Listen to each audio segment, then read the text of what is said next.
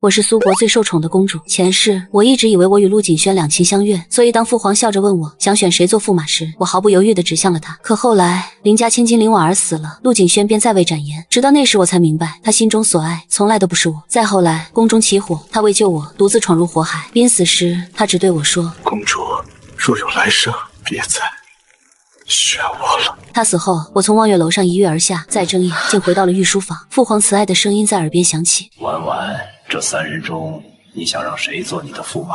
我猛地回神，抬眸看向坐在龙椅上的父皇，而在我面前的桌案上摆放着3幅画像，其中一幅正是陆景轩。我重生了，重生在了10年前选驸马的这一天。父皇看你从小就喜欢跟在景轩身后跑来跑去，想来你一定是心悦他的，不如就选他当你的驸马。不，我放在身侧的手紧攥着衣袖，上一世我跟陆景轩之间的过往历历在目，他临死之前的话我永生难忘。我忍着心口处传来的钝痛，儿臣不想让陆景轩当驸马了。哦，那你想选谁当你的驸马？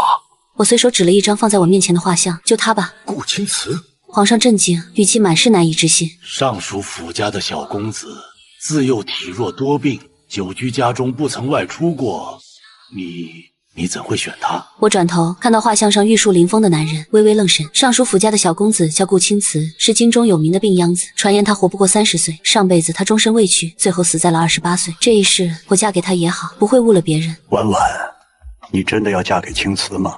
我深吸了一口气，眼神满是坚定。是。儿臣曾偶然见过他一面，公子是无双，儿臣倾心于他，多年不曾忘。其实我根本就没见过这个顾青瓷。皇上定定地看了我半晌，而后无奈叹了一口气。也罢，尚书家的小子虽然是个病秧子，但是智谋无双，你嫁给他也算般配。对不起，父皇这就为你们拟旨，10日后成婚。多谢父皇。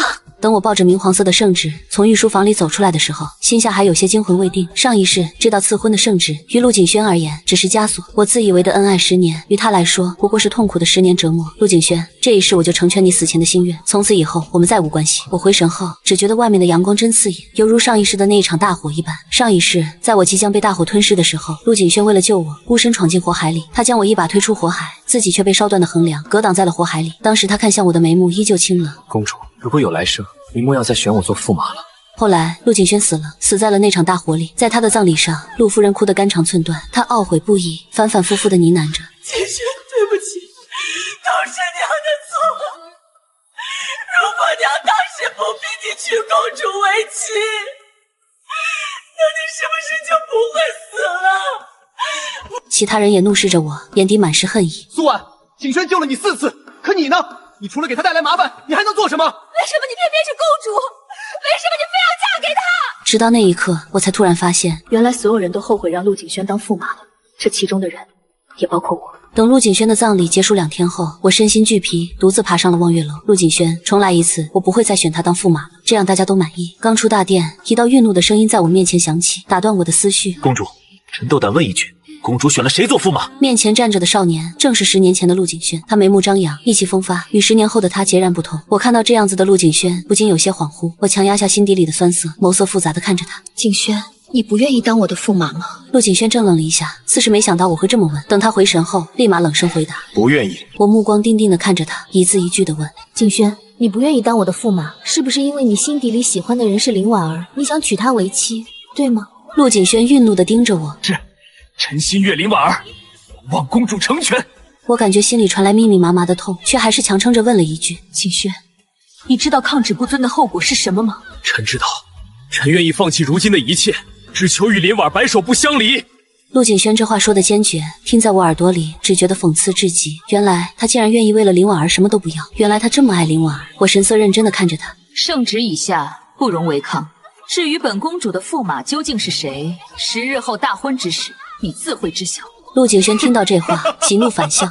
既然你从一开始就选择好了，为什么还要这样戏耍我，让我以为我还有娶婉的可能？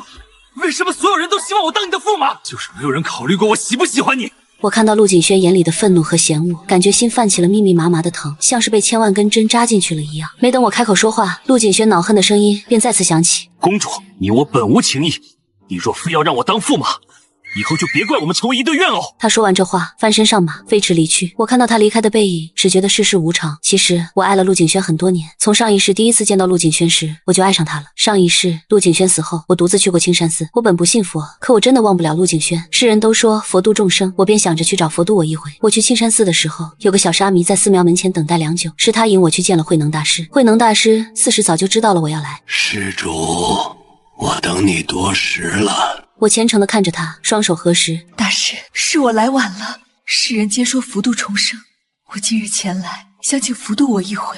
我原以为我这一生一切顺遂圆满，却不曾想我的圆满竟是建立在心爱之人的痛苦之上。我今日前来所求的便是希望他能圆满。慧能大师看向我的眼神无悲无喜。施主，符曰世间万物皆有因果，一切皆需因缘和合。可我如今得到的苦果，皆是因我当初强求得来，我心不安。我跪求慧能大师，虔诚无比。只要能让他开心，我愿意付出任何代价。那天我在青山寺跪了一整天，后来慧能大师又来了，他说：施主，符曰命由己造，相由心生，世间万物皆是画像，若想重来，须得以命换命。他的话让我心中一喜，连连叩首。谢谢大师指点迷津。在我踉跄起身匆匆离开之时，慧能大师又说了一句：施主，若能得偿所愿，须得在得偿所愿之后10日内完成你所愿之人3个遗愿，然后立即抽身离开。至此，你与你所愿之人各自安好，他便不会再因你死在30岁。往后余生，你们各生欢喜。多谢大师。我离开青山寺的时候步伐坚定，我在来青山寺之前就知道佛度人必得付出相应的代价，只要陆景轩能幸福一生，我不惧怕任何代价，哪怕是以命换命。我回神后收敛思绪，转身一步一步朝宫内走去。红墙高瓦困住的人不止我一个。我踱步回到寝殿的时候，脑海里还在想着前世慧能大师说的话，我若想让陆景轩摆脱上一世的结局，须得完成他3个遗愿。陆景轩的遗愿有3个，我曾在他的书房桌案上看到过。他后悔成为苏婉的驸马，他后悔没有反抗过爹娘的逼迫，他还后悔没有救下林婉儿。如今我已经另选他人做驸马了，他的第1个遗愿算是完成了，剩下的2个很快我也能完成的。我思及至此有些难过，可我心下又清楚，如今这一切皆是我所求，唯愿陆景轩余生安好。2天后，我收拾好心情前往陆府，途中经过热闹的花街，街上人群熙攘，议论声不绝于耳。今夜七夕，月圆星灿，望月楼上能看到百年难遇的流星。听说一同看过流星的夫妻能缘定3生3世。我攥紧袖口，指尖微微发凉。上一世我也曾满心欢喜地跑去找陆景轩，想与他共赴望月楼，求一个生生世世，却只换来他一句冰冷的嘲讽：公主强求我一世还不够，还妄想3生3世。那眼神里的讥诮至今想起仍如针扎。马车忽然停下，侍女轻声禀报：公主，是陆公子。我抬眸看见陆景轩骑马拦在车前，他眉眼依旧阴气，声音却带着几分刻意的温和。公主，今晚我陪你去望月楼看流星，成婚后你我分房而居，你别向皇上告状，如何？我怔了怔，心底泛起苦笑。他终究是心软，见不得我失魂落魄的模样。上一世他便是这样，明明不爱，却一次次舍命相救。遇刺时他挡刀，中毒时他寻医，失忆时他冒险，大火中他更是为我葬送了性命。可这样的好，从来与爱无关。陆景轩等了片刻，都没听到我的回答，再次开口的声音带上了几分不耐：公主，你到底去不去？去。我压下喉间酸涩，扬起一个笑。今夜一同去看流星，哪怕只是片刻相伴，也算全了我从前痴念。这时一个丫鬟匆匆跑来，是林婉儿贴身侍女。她低声对陆景轩说了几句，他脸色骤变，转头对我匆匆道：婉儿高烧不退，我得去灵府看她。今夜你在望月楼等我。好。我答得平静，他却愣了愣。你从前最不喜我去见婉儿，今日怎么？如今你要成婚了，我何必再来？我打断他，语气淡得像风。他深深看我一眼，策马疾驰而去。我放下车帘，吩咐继续前往陆府。陆夫人早已备好一桌我爱吃的菜，见我只身前来，笑意微凝。景轩梅陪你一起，她有些事，晚些回来。我习惯性的替他遮掩，陆侯爷却一眼看穿，沉声道：这孩子升职以下还不知体贴，等他回来，我定好好训他。他们待我如亲女，这份疼爱让我鼻尖发酸。可这一次，我要让他们失望了。陆侯爷，陆夫人，我抬眸，声音轻而坚定：我为选景轩为驸马。陆夫人手中的筷子跌落在地。你说什么？你和景轩自幼一起长大，怎会？强扭的瓜不甜。我闭上眼，又缓缓睁开。我昨夜做了一个梦，梦里我嫁于景轩，他郁郁寡欢，最终为救我死在30岁。陆夫人脸色煞白，这梦是真的。我攥紧衣袖。青山寺的大师说，我与他天各一方，他方能平安终老。厅内寂静良久，陆侯爷长叹一声，揽住颤抖的夫人。公主既已决定，臣不再多言，往后若有事，我躬身行礼，转身离去。第2个遗愿完成了，只差最后一个。3日后林婉儿将出世，我只需救下她，一切便可尘埃落定。离开陆府后，我独自登上望月楼，楼中皆是成双成对，唯我形单影只。正恍惚间，一道含怒的声音自身后炸响：“公主！”我转身对上陆景轩铁青的脸，他一把攥住我的手腕，力道大的生疼。你明知我厌恶全是亚人，为何还要欺辱婉？我不明白你在说什么。不明白？他冷笑：“那日宫门前我不过语气重了些，你便向皇上搬弄是非，害得他在林府受尽折辱，高烧不退。如今他不堪受辱，服毒自尽，这下你满意了？”我脑中轰然一响，上一世林婉儿是在我与陆景轩大婚次日服毒的。陆景轩知道后，忙不迭地请太医一同去神府救林婉儿。太医说林婉儿中的是苗疆蛊毒，陆景轩需要找到解蛊毒的血，才能为林婉儿解蛊。他没有找到，所以林婉儿死了。自那以后，陆景轩便彻底恨上了我。可这一世我选的驸马不是陆景轩，我们明明还没成婚，林婉儿怎么这么快就服毒自尽了？下一秒，陆景轩恼怒的声音响起，打断了我的思绪。公主，你现在心存愧疚，想要弥补自己的过错还来得及。所以，我听见自己平静到诡异的声音：“你是来取我的血，救他的，对吗？”太医说需特定之人的血解故，若非你逼他，他何至于此？这是你该受的罪。他说完这话，不等我再开口，便拽着我的手臂将我往神府带。我没有多说什么，顺着他的力道一起去了神府。原本我还在想着应该怎么完成他的第3个愿望，如今顺势而为，一切都刚刚好。林婉儿的闺房里，她奄奄一息地躺在床上，嘴角还带着几抹鲜红的血色，更衬得她脸色十分惨白。太医看到我后，连忙行跪拜之礼。公主，沈小姐身中苗疆蛊毒，需特定之人的血解毒，否则只怕挺不过今日了。你怎么知道我就是那个特定之人？我冷眼看向太医，语气幽深地问了一句。太医打了个寒战，颤抖地回答道：“臣原本不确定，可刚刚公主走近的时候，林小姐体内的蛊毒明显异动，由此可推测公主的血大概率能解林小姐身上的蛊毒。”好，我救他。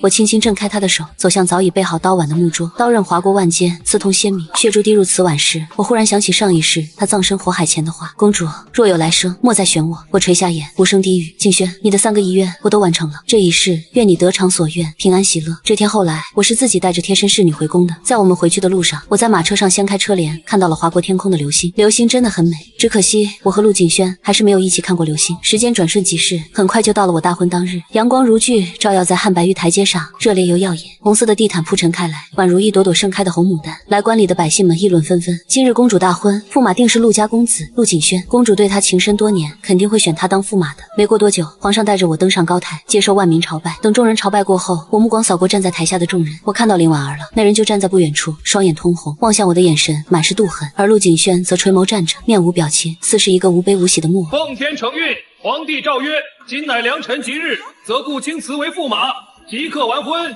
钦此。皇上宣旨完后，现场除了他和我都怔愣在原地。陆景轩猛地抬头看向我，黑色的眼眸里满是震惊。不远处，原本眸色晦暗的顾青瓷身子微僵，瞳孔微微放大。我含笑看向他：“顾青瓷，你还愣着干什么？”在场的众人回神后，忍不住开始窃窃私语起来。公主喜欢的人不是陆景轩吗？怎么会选了顾家的病养子当驸马？这圣旨会不会搞错了？站在众人里面的顾青瓷自然也听到了这些议论声，他放在身侧的手微微收紧，按捺住狂跳的心，温声问：“皇上，公主，恕臣冒犯，臣想问，您这赐婚圣旨是不是弄错了？”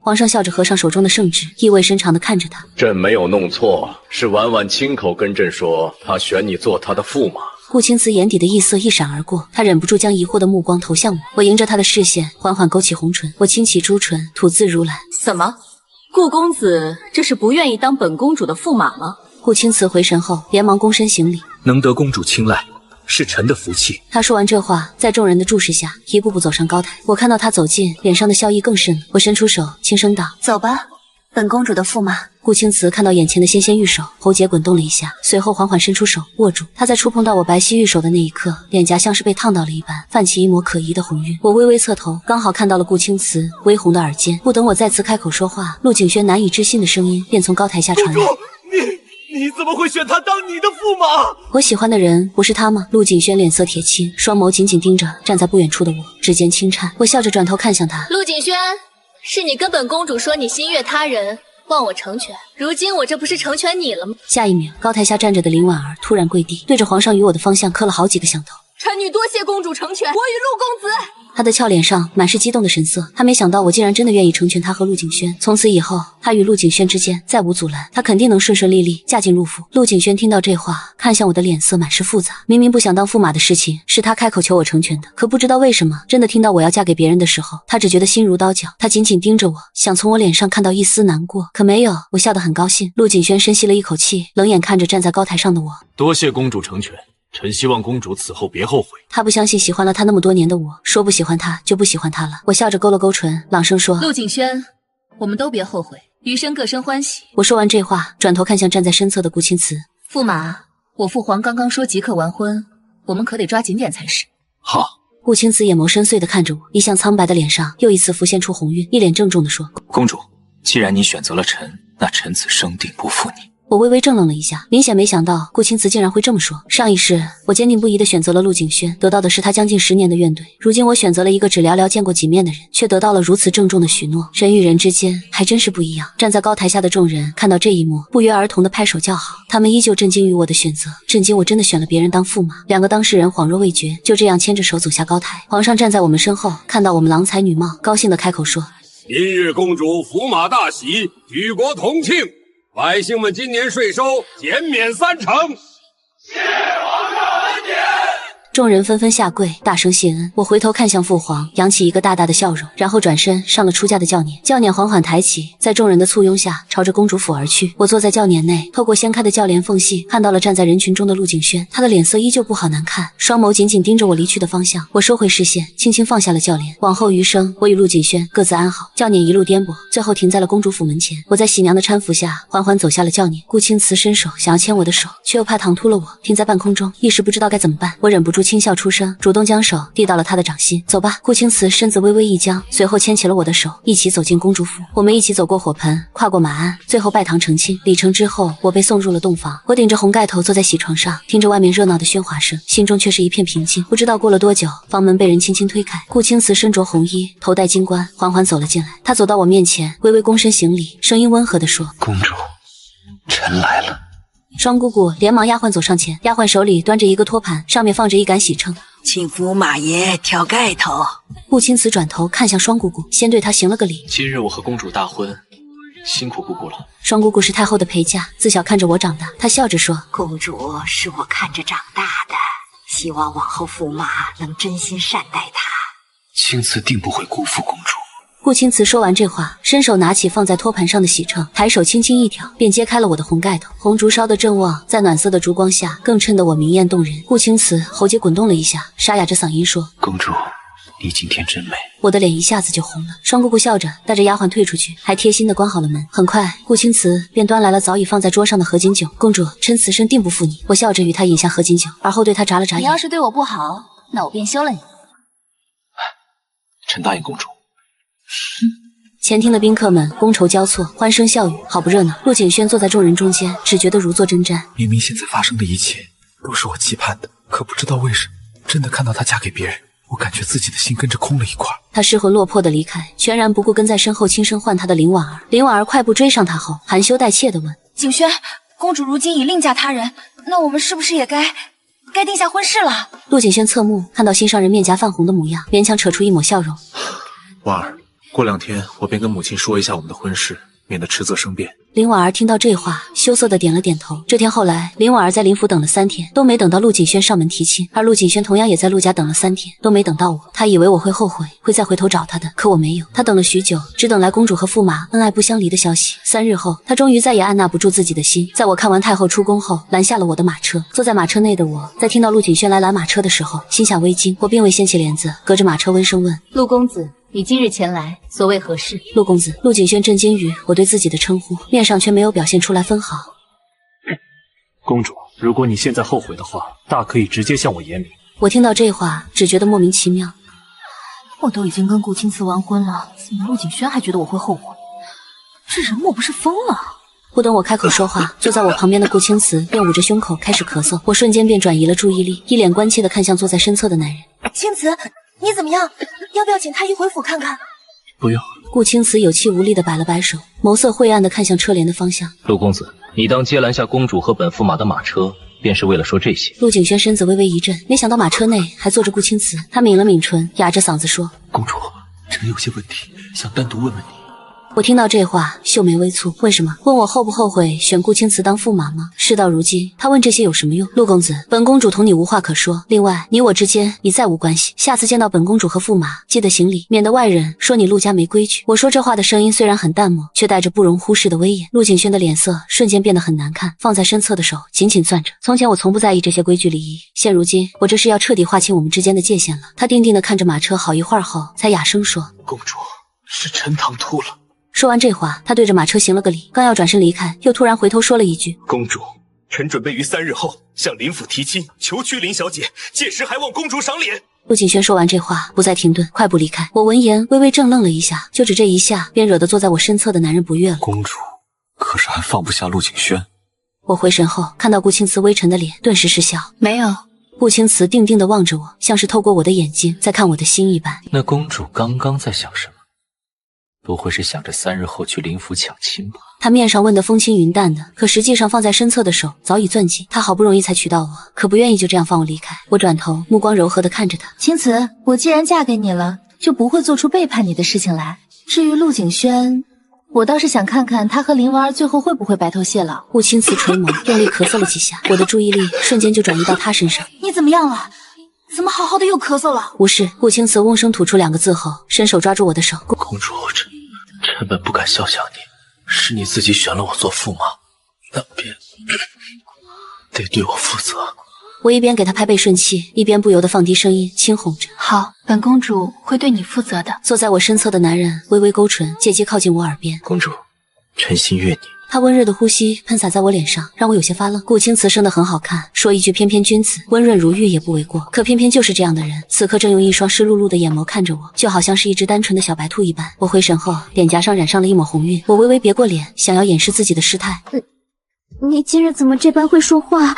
顾青瓷微微一愣，随即笑了起来，那笑容如同春日里的暖阳，温暖而又和煦。臣这是实话实说。他说着，又凑近了我几分，用只有我能听到的声音说：“臣希望公主以后眼里只能看得到我，心下想念的也只有我。”我闻言，脸登时变得更红了。青瓷，你放心，我既然选择了你，便会一心一意待你。顾青瓷紧紧握住我的手。公主，臣亦是。马车继续前行，车内我与顾青瓷的手始终紧紧相握，未曾松开。这天晚上，顾青瓷忙完回房的时候，我正在卸头上的发钗，他走过去，伸手抓住了我的手，温声说：“我来帮公主。”原本站在旁边服侍我的丫鬟看到这一幕，识趣的转身离开，还顺手帮我们带上了房门。我的手像是被烫到了一样，想抽出来，却被男人抓得更紧了几分。公主，今日身体可舒服些？怎么了？你是不是哪里不舒服？没有不舒服。顾青瓷卸完我头上的发钗后，轻身靠近。那我们是不是该做一些还未做的事情？我俏脸上瞬间染上了一抹红晕，我微微垂眸，不敢去看顾青瓷的眼睛。青瓷，你说的是什么事情？顾青瓷看到我羞赧的模样，心情大好，他伸手轻轻挑起我的下巴，迫使我与他对视。他的黑眸里蕴藏着满心深情。春宵一刻值千金，你我还未入洞房。我听到这话，脸颊绯红更深，不敢去看顾青瓷。前几日我们成婚的时候，只是喝了交杯酒，并未做接下来的事情。我原以为是顾青瓷身体不好，不便行事，如今突然被提起，不由得让我心跳如雷。公主，你可愿意？我低头结结巴巴地回答：愿意。顾青瓷听到这个答案，满意的笑了笑，随后将我拦腰抱起，朝着床榻走去。被他抱在怀里的我轻呼一声，双脚晃动。顾青瓷，你快放我下来！明明大家都说他是个病秧子，可这病秧子不知道为什么这么有劲。男人3步并作2步，将我抱到床榻上放下，还起身放下了床幔。等我再抬眸的时候，只能看到铺天盖地的红色。婉婉。顾青瓷的声音低沉阴哑，惹得我忍不住轻颤了一下，不自觉往后退了退。他的黑眸像是一汪深潭一样，让我无法抗拒。他抱住了我，垂眸，神色虔诚地吻上我的唇瓣。婉婉。我最初有些愣神，后来便双手环抱住他的腰身，不自觉仰头迎合他。顾青瓷感受到我的动作，像是得到了鼓舞一般，情难自制，床幔晃动，烛火摇曳，一夜未眠。等我昏昏沉沉醒来的时候，已经是4日晌午了。我一转头便对上了男人深情缱绻的目光，俏脸上又一次浮现出绯色红晕。你不是……我想问他，明明大家都说他是病秧子的，我怎么感觉他好像与常人无异？顾青瓷像是读懂了我的心声一般，笑着凑近我，在我唇瓣落下一吻。我们大婚那日，我未曾与婉婉共度春宵，是因为婉婉那日心绪不宁，我怕你太累了。躺在他身侧的我听到这话，微微一愣，明显没想到事实竟是如此，我还以为是他身体不行。婉婉，如今你已经是我的人了。顾青瓷伸手轻抚着我的脸颊，声音阴哑低沉。往后余生，你只能与我共度。我望着他，心中涌动着前所未有的安宁。我轻轻点了点头，好。两人相视一笑，仿佛整个世界都为之静止。另一边，陆景轩回家后，刚提起要去灵府提亲的事宜，便被自己父亲打了一巴掌。你知道自己在说什么吗？陆景轩感受到脸上火辣辣的疼痛，却全然不惧。父亲、母亲，我要娶婉儿为妻，请你们去灵府提亲。陆夫人怒不可遏地瞪着他，怒声质问：陆景轩，你知道自己在做什么吗？陆景轩听到这话，突然有些怔了。林婉儿痊愈之后，我大婚之前，他回家的时候，也是被父母亲这样怒目而视。陆侯爷怒不可遏地指责他：陆景轩，你怎么能为了外面不清不白的女人，让公主割血救人？她千金贵体，你不能因为她心善就欺负她。陆夫人语重心长地跟他说：景轩，我们不愿让你跟林家淑女多来往，不是因为我跟你爹看不起他的身份，实在是他做的事情太过不堪了。他勾搭了很多朝廷命官，半点不在意自己的声誉，你怎么能娶这样的人为妻？公主真的是个好姑娘，她一心一意为你，你难道感受不到分毫吗？那时的他听到这些话只觉得可笑，他挺直背脊，毫不犹豫地反抗父母亲的压迫。如果不是公主一直在你们面前装模作样，你们何至于这么帮她说话？要不是公主行事过于嚣张狂妄，试玩又怎么会被逼得服毒自尽？我让公主帮忙献血救人，是给她机会弥补自己心里的愧疚，我何错之有？下一秒，陆夫人的声音再次响起，打断了陆景轩的思绪。你为什么偏偏就看上了林婉儿？陆景轩回神，抿了抿唇，沉声回答：爹娘，我从小就被你们约束，按部就班的长大，在你们眼里，我不能做错任何一点事情，否则就要受罚挨骂。可如今我只是爱上了婉儿而已，为什么就连我喜欢的人，我都不能自己做主？陆侯爷僵愣了一下，拿着家法的手不自觉收紧。陆夫人苦笑着看向陆景轩：景轩，你真的不爱公主吗？陆景轩呼吸一滞，强压下心底里的复杂，眸色坚决地看着站在眼前的爹娘。爹娘，我喜欢的人是林家淑女林婉儿，哪怕她千万办不好，她都是我心悦之人。他说完这话，转身离开原地。陆侯爷和陆夫人对视了一眼，不约而同地想起了那天公主来陆家说过的话：陆夫人，强扭的瓜不甜，还会横生枝节。与其等到事情发展到不可挽回的地步，还不如一开始就及时制止。我昨晚做了个梦，我梦到景轩成为我的驸马爷。我们大婚后，他始终郁郁寡欢，最后为了救我，他死在了30岁。夫人，这个梦是真的。我问过青山寺的大师了，大师说我跟景轩天各一方，他便可余生性命无忧。这天后来，侯府还是准备起了去灵府提亲的东西。陆景轩还特地为林婉儿准备了好多稀世珍宝，就像是特地证明给我看自己对林婉儿的真心。可他不知道的是，我和顾青瓷新婚燕尔，正是蜜里调油的时候。这3天，顾青瓷除了在书房处理公务外，都是跟我在一起。一开始我还很奇怪，驸马都没入朝为官，怎么需要处理公务？后来我无意间在公主府看到了父皇的贴身暗卫，去找顾青瓷。我猜到他的身份不简单，不过我也没多问。每当我用晚饭的时候，顾青瓷总会准时出现在房间里，陪我一起用饭、散步、消食，最后在一起颠鸾倒凤。最开始我还不太适应这种生活，毕竟我可是一国公主，哪能天天沉迷男女之事？可我实在拗不过顾青瓷，每一次一对上男人湿漉漉的眼眸，我总是忍不住心软，然后便不知天地为何物了。第4日清晨，顾青瓷伸手将我抱在怀里，蹭着我的颈窝，嗡声问：公主，你真的要去林家看他求娶别人吗？我有些不明白他为什么突然这么问，但是我还是跟随着自己的心，诚实的点了点头。陆景轩都开口喊我去了，我当然要过去看看了。下一秒，顾青瓷抱着我的手猛地收紧，不去行不行？紧跟着，不等我开口说话，他闷闷的声音便又一次响起：婉婉，我怕你见过他求娶别人的样子后，就不要我了。我跟你在一起的这3天，好像做梦一样。你如果真的反悔，想要另嫁他人的话，那我该怎么办？我的心瞬间软得一塌糊涂，我不知道为什么，突然想到了前世的事情。上一世我嫁给陆景轩后，困于后宅，却还是听府中下人议论过尚书府病弱小公子的事情。他们说他死在了28岁，死于身体孱弱。可我重活一世后，除了在最开始嫁给他之时，感觉到他身体有些虚弱外，并未感觉到他身体有些异样。难道顾青瓷是中毒了？只有在特定时间才会毒发？青瓷，你一般是在什么时日才会感觉身体不舒服？抱着我的顾青瓷听到这话，神情微微一愣，明显没想到我会突然问这个问题。他沉默着没回答，我却上心了。我转头看向躺在身侧的男人，疑惑地追问道：你怎么不说话了？是是不想跟我谈论这个问题吗？顾青瓷抿了抿唇，眼底的眸色更加灰暗了。他整个人宛若被悲伤笼罩了一半，苦笑着问：婉婉，你是不是早就想好要抢亲了，所以对我的问题避而不答？啊！我错愕地看着他，在对上他可怜兮兮的黑眸后，不自觉伸手捏了捏他的脸颊。你在胡说八道什么？记忆里，我明明跟顾青瓷没什么接触的，为什么他会这么在意我？难道他喜欢我？我心里这么想着，面上也跟着问出声了：青瓷，你是不是喜欢我？顾青瓷定定地地看着躺在面前的女人，轻声回答：是，我喜欢你，喜欢了很久很久了。你是从什么时候开始喜欢我的？面对我的追问，顾青瓷有些不自在地低下头，她长睫轻颤，沙哑着嗓音回答道：在我小的时候，父亲带我们一家去参加宫宴，我被他的叔长子推入湖中，差点淹死，是你救了我。婉婉，我真的很喜欢你，你要是真的要反悔与我和离的话，我就进宫找皇上诉苦。我听到这里不由失笑，我想起顾青瓷了，他是10几年前那个胖乎乎的小男孩，当时我让侍卫将他救起来的时候，他冷得直哆嗦，目光却直直望向我。你是谁？为什么救我？我是公主，受万民敬仰，理应救人于水火之中。那时的我很骄傲地说完了这话后，转头命工人去煮生姜水。再后来，那小男孩就被人领走了。父皇知道这件事后，还夸我做得对，赏了我好多珠宝，让我得意洋洋了好长一段时间。我回神后，眉眼弯弯地看着躺在面前的男人。你要去父皇面前告我的状，那你岂不是恩将仇报了？顾青瓷抱住我的手，再次收紧，孩子气地说：我不管，你只能是我的。青瓷，从我嫁给你的那一刻，我便放下陆景轩了。我说完这话后顿了顿，跟着才继续说道：我之所以想去看他去林府提亲，是为了看热闹。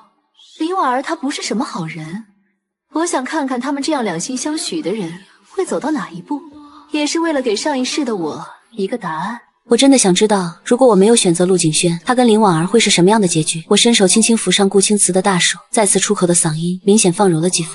青瓷，我选你当驸马，一开始确实是意外，但是这也许就是命中注定。不然我当时为什么不选别人呢？这几日我与你相处得很开心，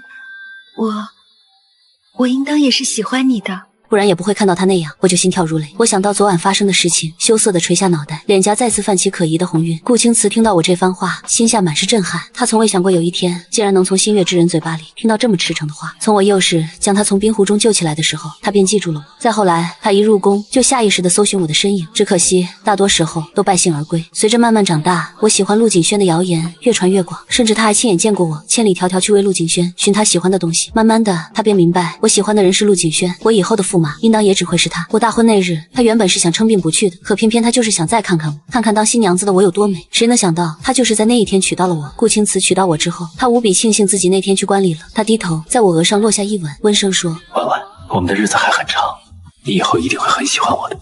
顾青瓷，如果我没嫁给你，你不会另娶他人吗？我突然问了一句，黑眸紧紧盯着他。他微微摇头，轻声说：除了你，我此生不会再另娶他人。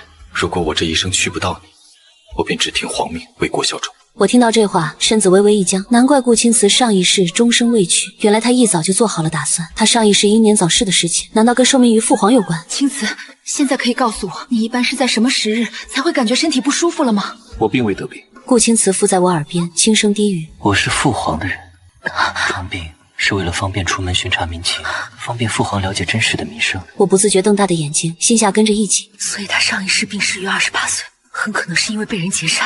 那他这一世……顾青瓷良久没听到怀中的公主说话，疑惑地低头看去，刚好看到了我眼眸里的慌张无措。她安抚性地拍了拍我的肩膀，温声问：婉婉，你怎么了？没事儿。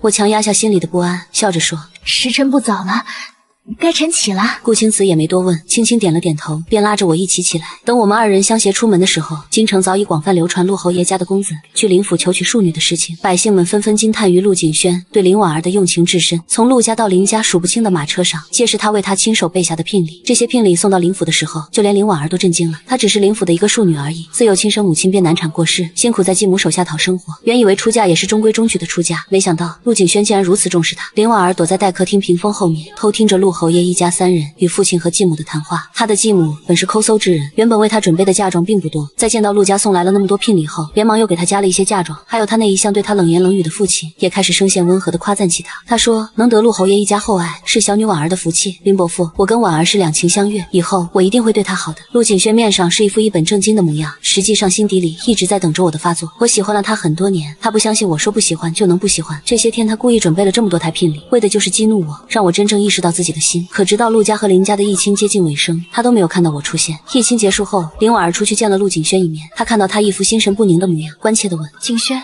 你怎么了？是身体不舒服吗？不是。陆景轩温声吐出2个字后，笑着转移了话题。婉儿，晚点你跟我回陆府吧，我带你参观一下陆府。好。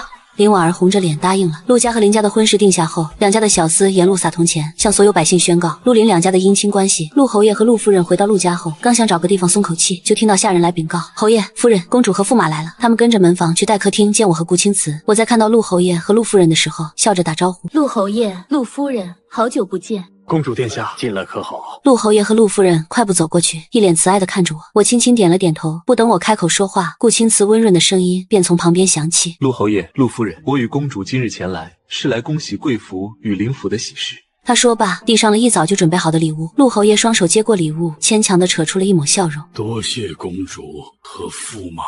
我们4人聊了一会儿后，我和顾青瓷便打算离开了。我们小2口在离开的时候，刚好碰到了刚回来的陆景轩。陆景轩从马上下来，误以为我们也刚好，眼眸一亮，立马快步走过去。公主，今日陆家已经向林家下聘了，你就算想反悔也来不及了。他以为我今日来就是为他而来，却不想根本不是。我冷漠地转头看向陆景轩。陆景轩，我说过我成全你和林婉儿了，我今日来不过是来看看林家2老。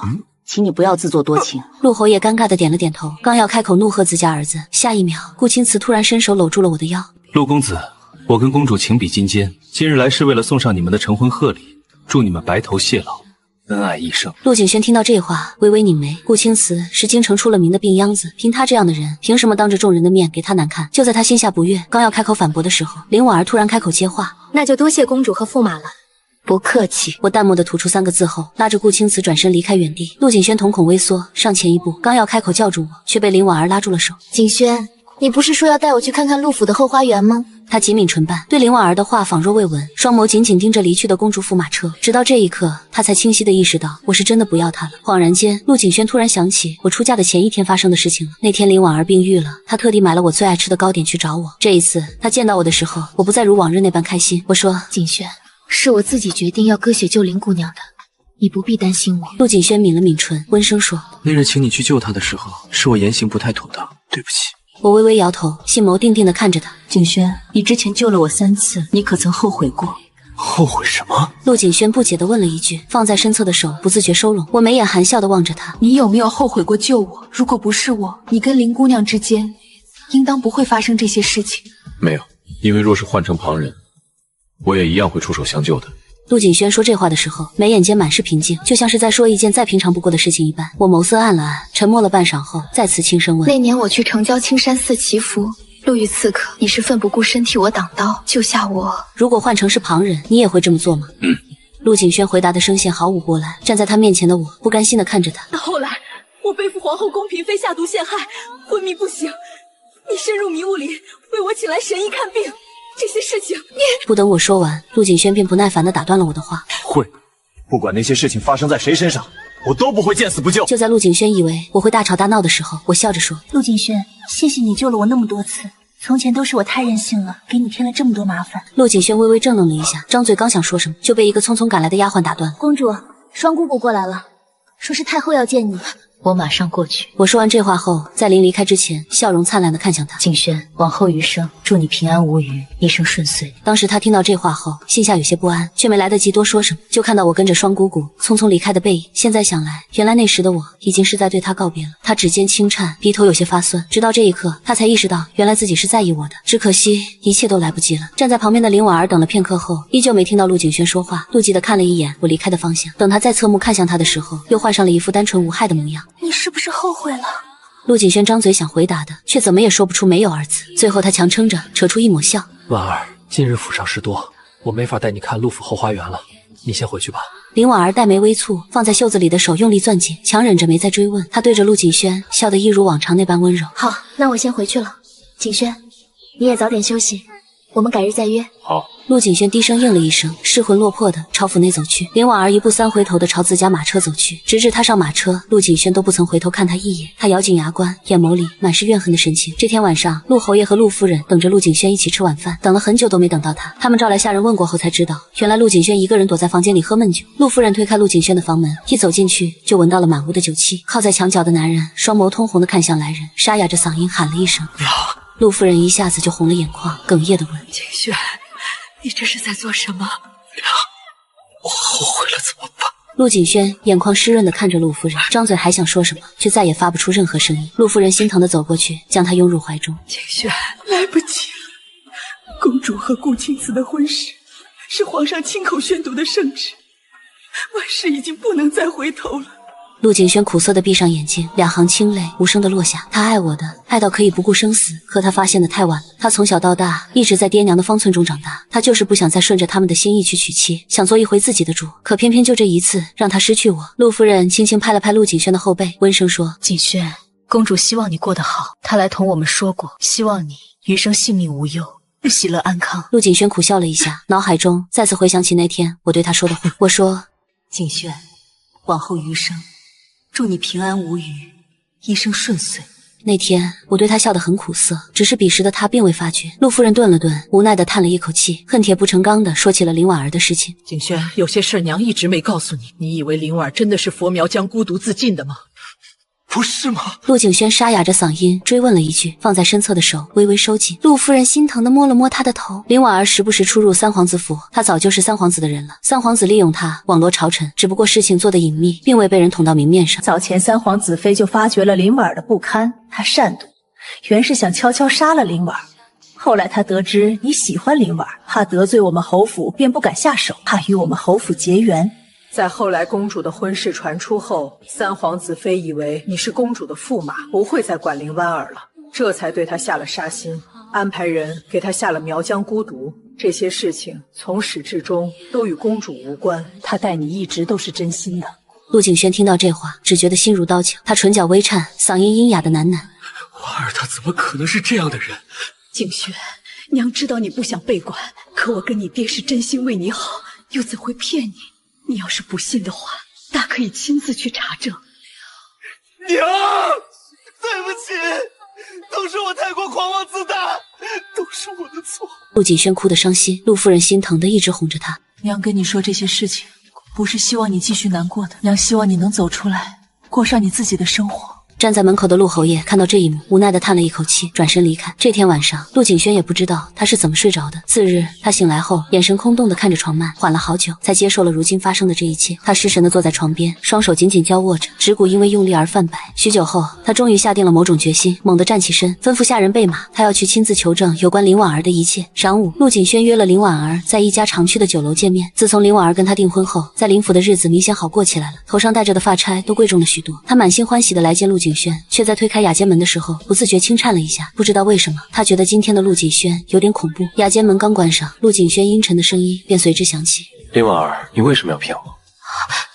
什么？林婉儿满脸错愕地看着他，眼角浸染着几分微屈。陆景轩嘲讽地扯了扯嘴角，厉声问道：那个毒明明是三皇子妃下的，你为什么骗我？林婉儿有些害怕地往后退了一步，张了张嘴，却什么话都说不出来。站在他面前犹如罗刹一般的男人，朝他又逼近了一步。你根本就不喜欢我，你缠上我是为了不被三皇子妃害死。对，我只是想活下去，我有什么错？林婉儿的眼泪大滴大滴地砸下去，哭得凄惨可怜。景轩，我刚开始接近你，的确是想利用你的权势活命，可后来我是真的爱上你了，景轩，我们以后好好的好不好？他说着还鼓起勇气去抓陆景轩的手，却被他一把甩开。林婉儿，你敢骗我，我要让你生不如死！陆景轩此刻已经被愤怒冲昏了头脑，脸色阴沉可怖。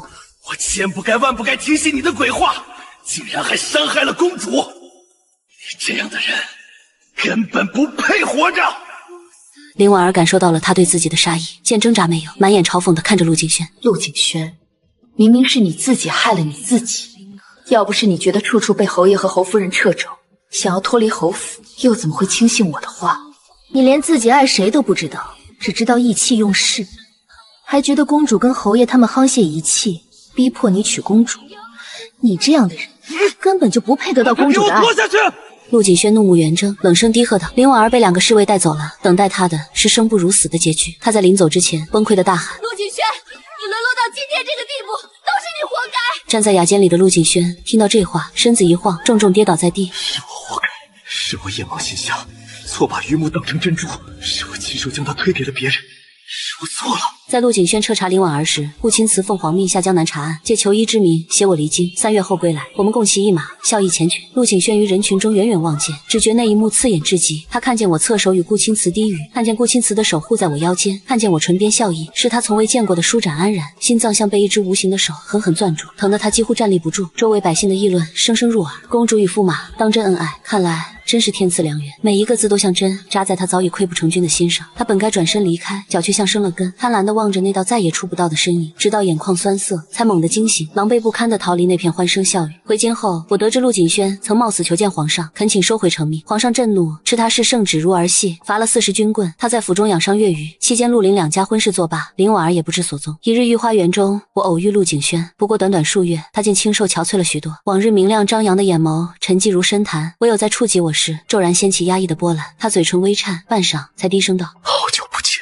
我平静回礼，见他神色挣扎，以为他仍为林婉儿之事烦忧，便问：“是想让我帮忙寻找林姑娘吗？”他浑身一震，眼底瞬间漫上深切的痛楚与自嘲。从未喜欢过他。这句话几乎耗尽他所有力气，他目光紧紧锁着我，似有千言万语，最终化为嘶哑的忏悔。我错了，公主，我错得离谱。他喉结滚动，声音哽咽。我去求过皇上，哪怕拼却前程性命，也想换一次重来的机会，可终究太迟了，是不是？我疏离而平静地答道：“有些事过了便是过了。”他一步上前，拦住我去路，那双向来骄傲的眼眸里竟隐满卑微的祈求。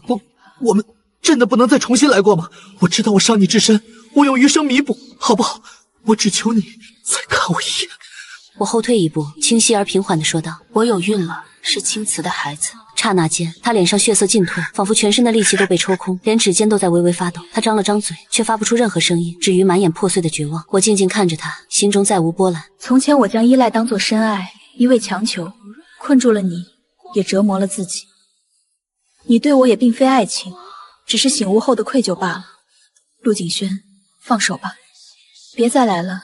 青瓷会不高兴。言罢，我转身离去，未曾回头。他僵在原地，望着我决绝的背影，终于明白，那个曾满心满眼都是他的少女，早已被他亲手推开，消失在了时光深处。剧烈的悔恨如潮水灭顶，将他淹没。他想起昔年我对他毫无保留的笑脸，想起我小心翼翼捧上的心意，想起大火中他推开我时那句来生别选我。原来早在不觉间，情根已深种，只是他被叛逆与自负蒙蔽，竟错认了本心。如今看破，却已沧海桑田，再无回头路。此后他再未出现在我面前。后来听说他自请远赴边关，投身军旅，或许那茫茫黄沙凛冽风霜才能冲刷他心中的痛与悔，或许唯有守护这万里山河，才能让他找到余生一点意义。当晚，顾青瓷将我揽入怀中，下巴轻蹭我发顶，闷声道：“若他日他成了名震天下的大将军，你会后悔如今的选择吗？”我失笑，转身环住他。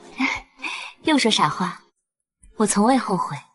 何况我抬眼望他，笑意盈盈。我的驸马智谋无双，安邦定国于无声处，岂不更厉害？他这才舒展眉眼，唇角扬起，将我搂得更紧，在我耳边低语，气息温热。婉婉，我没有你不行。6个月后，我临产，顾青瓷惊得脸色发白，一把抱起我冲进产房，不顾礼法规劝，执意守在榻前，紧握我的手。我痛极时，他眼眶通红，声音颤抖：“婉婉，坚持住，我们再也不是。”历经1天1夜，女儿嘹亮的啼哭响起，她小心翼翼地接过那小小一团，喜悦的手足无措。皇上赐名月宁，产后醒来，见她满脸胡茬，眼含血丝，守在床边。后来才知晓，她悄悄服下了绝嗣之药。我泪如雨下，她轻轻吻去我泪水，温柔低语：“有你和乐宁，此生圆满，我别无他求。”月宁4岁时，顾青瓷27，我陷入频繁梦魇，总见她血染衣襟，溘然长逝，惊惧她逃不过前世的命数。一次梦中惊醒，她紧紧拥住我，轻拍我的背：“别怕，我在这里。”在他温声询问下，我终于将重生之事和盘托出。他身体微僵，随即抚上我的脸，目光柔如春水。只要是你说的，我都信。默然片刻，他低声问：“前世你的驸马是他，对吗？”我点头。他深深吸了口气，将我按入怀中，声音沉痛而坚定：“婉婉，对不起，上一世是我来迟了，这一世我定护你周全，与你白头偕老，绝不再留你一人。为解我心结，他带我再访青山寺。山门处，小沙弥何时相迎，恍如前世。慧能大师独见我，蔼然道：前世缘深，却错身而过，因果轮回，今生得续，万法唯心，心安即安。我心中快垒尽消，拜谢而出。顾青瓷疾步上前，目光满是担忧。我笑着握住他的手。大师说，我们前世未尽之缘，今生必能相守。他骤然收紧手臂，将我牢牢拥入怀中，低沉的声音带着不容置疑的承诺，响在耳畔，落进心底。半晚，此生白首不相离。